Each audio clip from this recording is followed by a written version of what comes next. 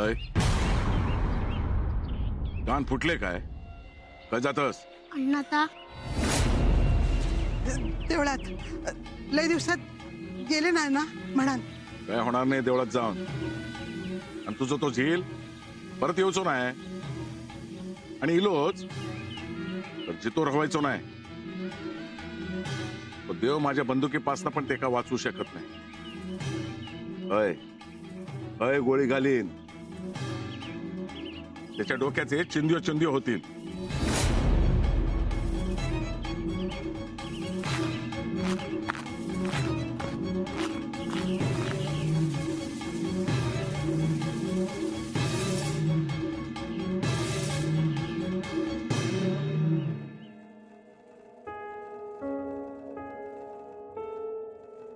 इली आहे ना अजून काय गेली हा.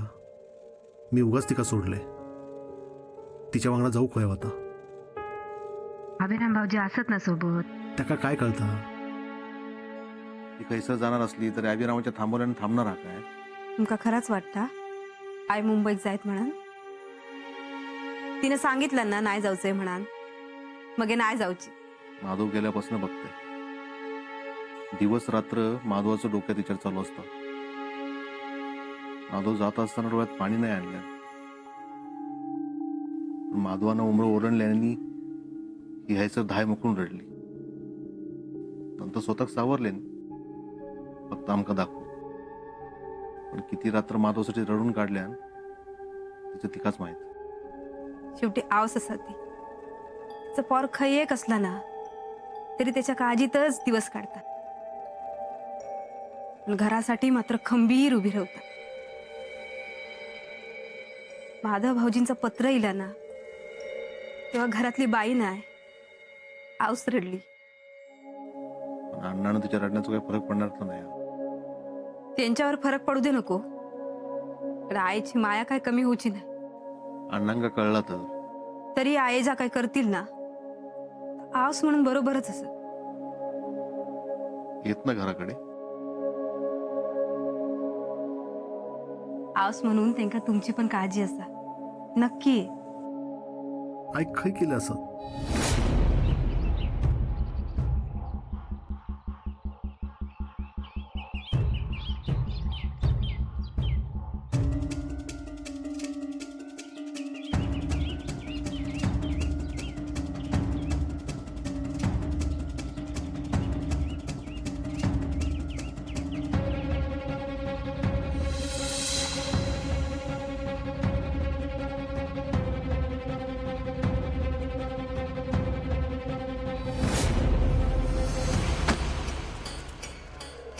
त्यानं बोलवलं असं ना तुका. हा झिलाचा पोळको हा ना तुका. जा बस जाऊन कुरवळत. अरे काय झालं आपण किती लावायचं. कडी वाजव.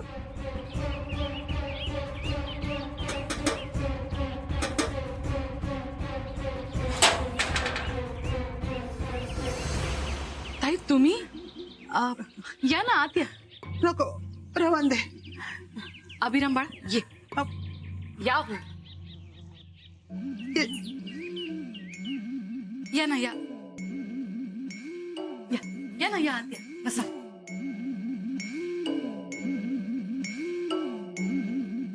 पाणी आणू का. नको रवान दे. अहो दमलेले दिसताय आणते. नको ओ रवान.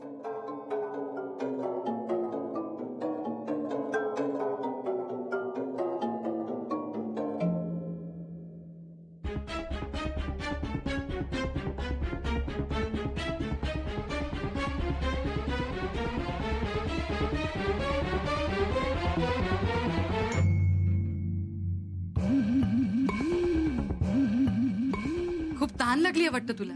अजून आणू पाणी. तुम्ही इथे पुन्हा पत्रावर ना काही. नाही तुम्ही आमच्यासाठी पत्र घेऊन दिलास तेव्हा तमाशा झालो. माफ करा आमका. अहो ताई तुम्ही हात जोडून मला लाजवताय. मी सुद्धा एक आई आहे. मला तुमच्या भावना समजू शकतात. त्यात माधव सुद्धा लांब गेलाय. अण्णांनी त्यात सुद्धा वाद आहेत आणि या सगळ्यात तुम्ही उगाच भरडल्या जाताय हे कळतंय मला.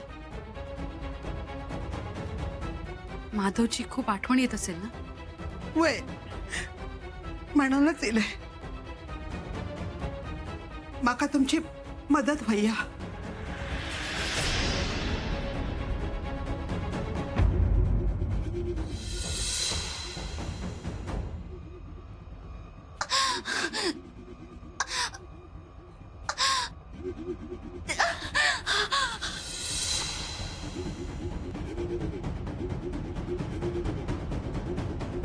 कसली मदत?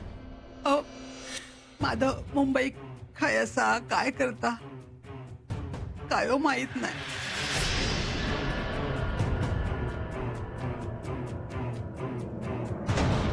बरं आमचा कोण मुंबईक नाही की ज्याच्याकडसून माधवाची खुशाली कळात.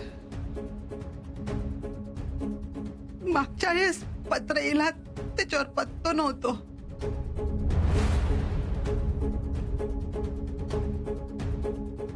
यावेळेस पत्र येला तर तुम्ही वाचलेलाच ना, त्याच्यावर पत्तो होतो काय? पत्ता हा मग माका सांगशाल पत्तो म्हणजे माधवाक पत्र पाठवूक होय. नाही आठवत नाही. व्हायचं आठवून बघा हो.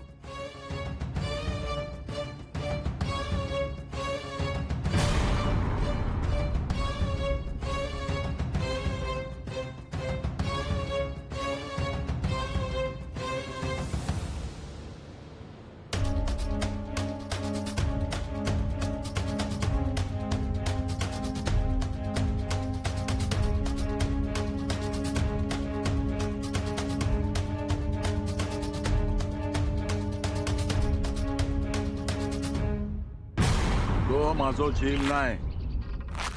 माझ्या घरातल्या कोणाशीच त्याचा संबंध नाही. गेलो ना पळान मगे आता माझ्या घरात त्याचं नाव कुणीही काढायचं नाही. बर बाबा. त्याका काय वाटला तो पळान गेलो म्हणा मी गप बसान. दत्ताचं लगीन लावलंय. माझो शब्द खरू करून दाखवलाय मी. थैसर बसून तो माझ्या बायलेक पत्र पाठवता. काय म्हणता माहित हा? माझ्याकडे ये मी पोसेन तुका. अरे ह्याचे खाऊचे वांदे हत ह्यो काय कोणाक पोचणार? पण पत्र पाटणकर बाईने आणून दिले ना. त्याची हिंमत कशी झाली त्याचा पत्र माझ्या घरात घेऊन येऊची? अण्णा मला तरी नवलच वाटलं. त्यांना माहिती आहे ना तुझ्या घरात तुझ्या परवानगीशिवाय काहीही घडत नाही. आणि ही बाई चक्क पत्र घेऊन आली आणि वाचून दाखवत होती. माझा तर टाळक्याच फिरला. त्या पाटणकर बाई ऐवजी दुसरं कोणी असतं ना तर तू तिचा जीवच घेतला असता. मी ठरवलं तर कोणाचा पण जीव घेऊ शकतंय. पण पाटणकर बाईचं नाही. कोणाचं पण घेईन. मी चांगलो है तवसर चांगलो ह. अण्णा हे आम्हाला माहिती आहे पण त्या समोरच्या व्यक्तीला कळायला हवं ना. म्हणून तुला सतत सांगतोय जरा सावध राहा. सावध सावध किती आहे? कोण माझा काय वाकडा करणार हा? अण्णा नाही कसं आहे मी. सगळ्यांका पुरून उरात. हा तो फडको खाई गेलो. खय सांडायलस? सापडात दिलंय घेऊन मी.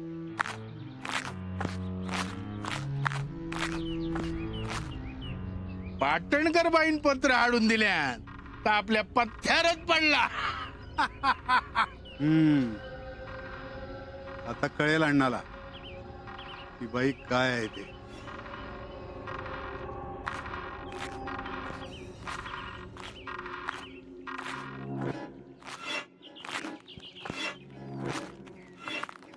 अनानू अनानू खय जातास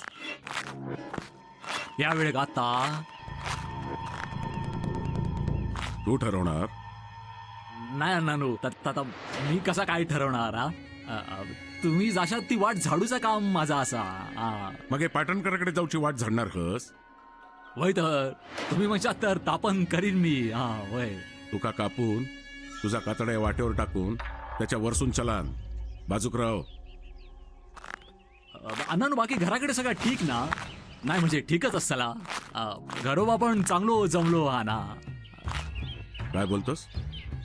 नाही म्हणजे पाटणकर बाई आणि इंदू काकीचा चांगला जमता हा ना? म्हणजे तुमका कायच माहित नाही काय? हा बोल. नको रवा दे. कातडा शाबूत व्हाया तर बोल. इंदू काकी पाटणकर बाईंकडे गेली आ.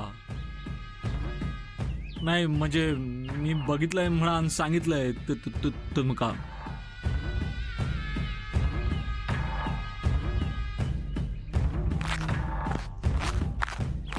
अण्णा घराकडे गेले वाटता. खाल्लंय माती खाल्लंय. कित्याक बोललंय मी.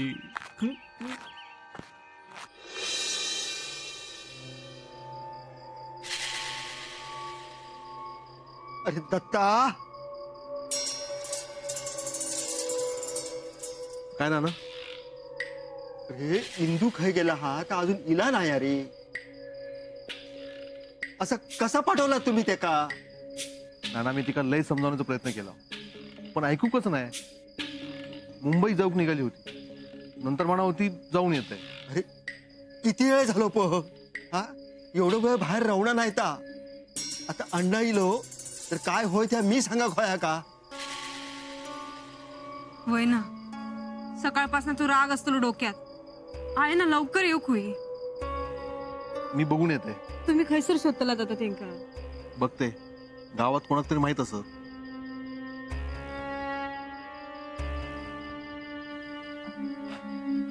अहो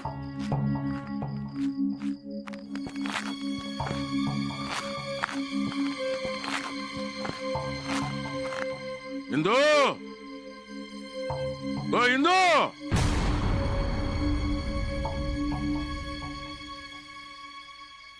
काय असा तुझी हाऊस? काय असा? माका काय माहित. घरा गेला नाही अजून? येत ना?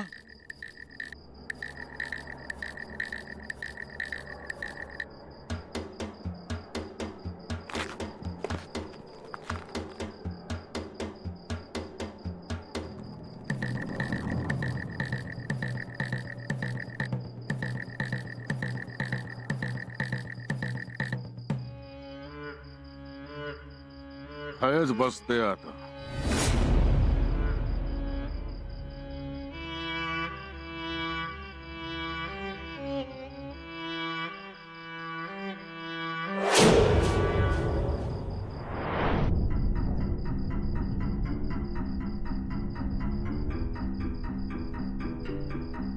थांब थैसर.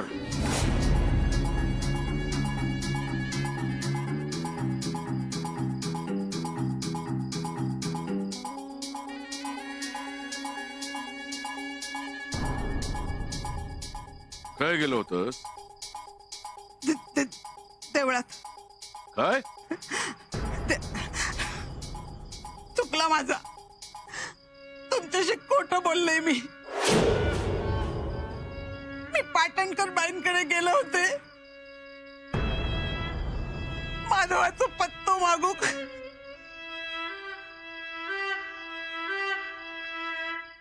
सकाळच्या सांगून तुका समजला नाही? मी तरी काय करतले हो. पोरात 9 महिने पोटात वाढवले, त्याच्याशी नाही तोडता येत. कसा इसरा मी माझ्या जिला. मग लय आठवण येत त्याची. मी माधवाक नाही इसरू शकत नाही मी माधवाक. इंदू, अण्णा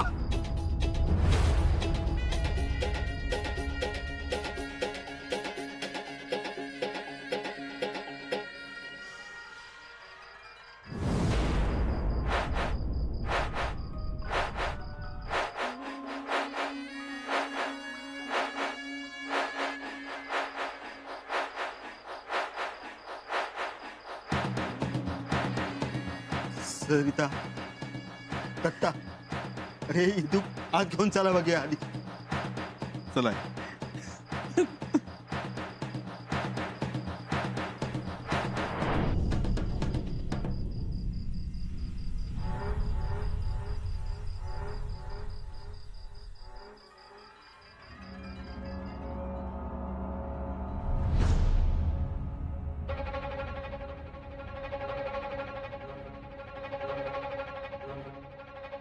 सरिता, अहो जा काय झाला ना तर आता डोक्यातून काढून टाका बघू. सरिता, किती आणि काय काय डोक्यातून काढायचा? आज अण्णांनी आईवर हात उचलले काढले डोक्यासून, घरातून बाहेर काढत होते काढले डोक्यासून. हो, पण ह्या सगळ्या एका दिवसाचा नाही हा. तो जन्म सगळा सहन करण्यात गेला. वाड्यात एक दिवस असा नाही गेलो अण्णा आईवर चिडले नाही. एक दिवस असा नाही उगवलो त्या दिवशी अण्णा आईशी प्रेमानं बोलले. मी कधीच आऊशी बापाशी प्रेमानं बोलताना बघूक नाही. आमका मारल्याने तेव्हा तेव्हा मधी मका मारा, आपण माझ्या पोरांका हात नको लावू. माधव निघून गेलो अण्णांच्या रागापाय. शाळेत राग गेलो तर ती आईसमोर बोलून मोकळा होता. माका राग गेला तर मी धुसमसत राहतोय. पण ही ना आयुष्यभर सहन केलं.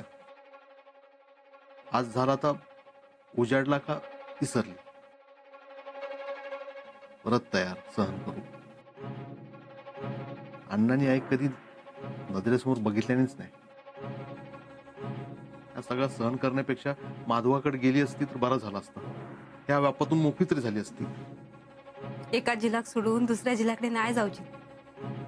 सगळ्यांबरोबर तेवढंच जीव असा तिचं. मग काय करायचं? आज जशी आयासाठी उभे राहिलास ना तशीच कायम उभे राह. खरा सांगू, आज बायल म्हणून लय अभिमान वाटता तुमचं.